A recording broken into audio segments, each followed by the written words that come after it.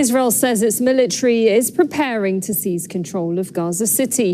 The announcement came after a lengthy security cabinet meeting on Thursday. The offensive will mean the forced displacement of nearly 1 million Palestinians living there. Earlier, Israeli Prime Minister Benjamin Netanyahu said he wanted a complete takeover of the Gaza Strip. Now, Gaza City is the largest in the Strip, and most of it has been razed to the ground in the 22 months of war. Israeli opposition leader Yair Lapid has criticised the announcement, calling it a disaster. And the military chief of staff, Eyal Zamir, has reportedly argued against a full takeover of the Strip. Earlier on Friday, the Israeli military bombed Gaza City. One attack hit near Al-Shifa Hospital. It's the largest medical centre in the Strip, levelling a building near the maternity ward and causing people to flee. Let's speak to our correspondent, Tariq Abu Azoum, joining us live now from Deir al-Balah in central Gaza. Well, Sarah, it has been a very moving situation on the ground as people in Gaza City did not wake up to another headline, but they woke up to a reality that feels like history is repeating itself in the most brutal form. I have spoken to a number of families who have been asking the same haunting question, which is how many times Palestinians must be uprooted before being killed.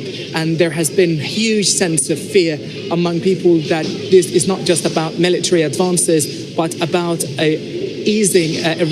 raising life in Gaza from the entire Strip, as we understand its cities, its families, and its future. But amid all of this chaos that is taking place on the ground, Israel is still sending up attacks on Palestinians. In the past hour, as you can see, there is a state of alert right now in the hospital. The Israeli military struck security personnel in 2 geographical locations in the central area. One is in Al Bureij refugee camp, and the second one in the eastern part of Deir al-Balah near Kisufim military checkpoint. It's worth mentioning that after Israel allowed for a trickle of aid to access Gaza, there has been a relative surge of airstrikes on security members who were securing the delivery of aid safely and transparently, which reflects that Israel wants to see chaotic mechanism of distributing aid supplies in Gaza and to see people swarming all kind of aid trucks that entering the Strip. We understand so far that 2 Palestinians were killed in that strike,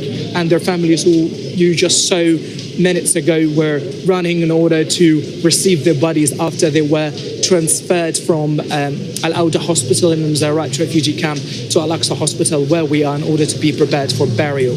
Nowhere in Gaza is safe. Every place is now turned into a prison of sand and ruins. If we are talking about the southern part of Gaza, it has turned into a pile of rubble. Rafah and Khan Yunis have been nearly decimated, and the army is still deepening its operation in the heart-beating areas of Khan Yunis under the same pretext, which is fighting armed factions in Deir al-Balah and in refugee camps here in the central area. Most of the cities have been attacked by the Israeli military in a very heavy manner over the course of the past few months, and now people are being told by the military to get ready to move to the central area. That might be a part of the prolonged systematic campaign to depopulate Gaza from residents into neighboring countries. This has been a huge fear shared by civilians on the ground, and if we took a look on the civilian infrastructure left in Gaza, we can see that it's in a free fall along with the humanitarian response system and the creation of corrosive environment and conditions in Gaza, in fact, have pushed civilians to go to any place there where they can find food, they can find water and any source of electricity. And now there are more casualties arriving to Al-Aqsa Hospital as a result of these strikes. So people who will come from the northern part of Gaza, the central area, will be exposed to such strikes, will be exposed to such huge waves of attacks that are still taking place without any sign of a slowing till now. Well, people will be forced to come to the central area to live in overcrowded shelters or to live in Al-Mawasi area that has been designated as a humanitarian safe zone. But Al-Mawasi itself has come under heavy Israeli attacks, not just in the past month, but since Israel declared it as a safe humanitarian zone, Israel claims that they are attacking Hamas's operatives, and meanwhile we continue to document a surge in the death toll among children and women, which completely contradicts the Israeli narrative. Again, people will come here to a broken humanitarian system, to a fragile civilian infrastructure, and they will also struggle to find water, food, and their humanitarian necessities. They will be left only to fend for themselves, either by going to the controversial Gaza Humanitarian Foundation to get their hands on food supplies, or to wait in the makeshift tents, waiting for help, or to die from starvation, as the malnourished cases are still on the rise, and the number of people who have died from severe malnutrition is really spiraling without any sort of control.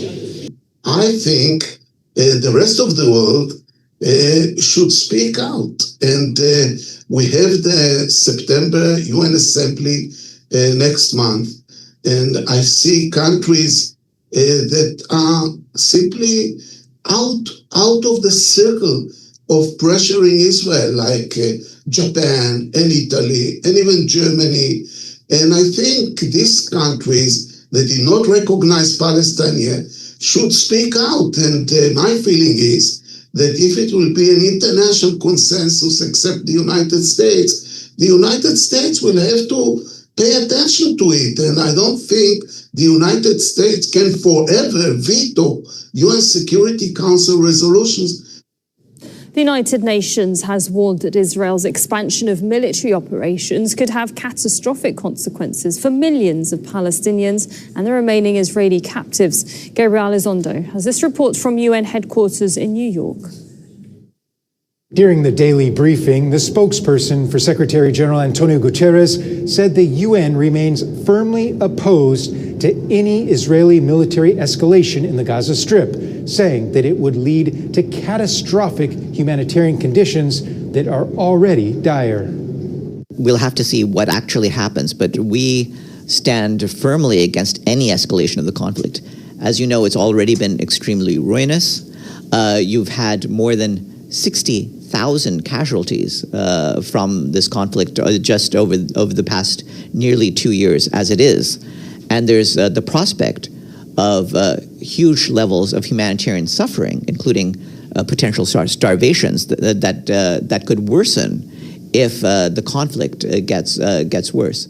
Israeli Prime Minister Benjamin Netanyahu, in an interview with an American media outlet, confirmed that Israel will go ahead with its plan to, in his words, completely occupy the entire Gaza Strip. Is this legal?